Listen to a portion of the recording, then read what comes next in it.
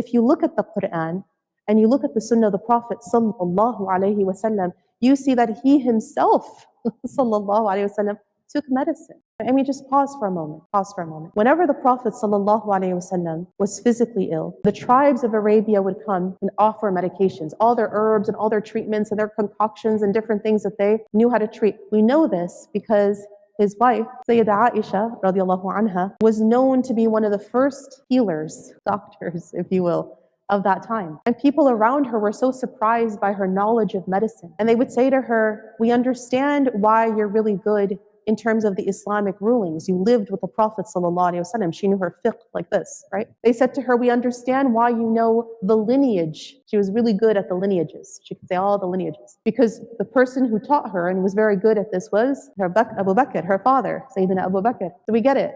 But how are you so good at medicine? And she said to them, because when the Prophet ﷺ would get ill, all the tribes of Arabia would come and bring their different forms of medications. And so she saw this and she learned the ways of medicine. But let me take and kind of push this one step further. If you have the blessed Prophet ﷺ, who is divinely protected and inspired, when he falls ill, he takes those medicines. When he ﷺ would have a headache, he would take something and wrap it around his head, tighten it to help the headache.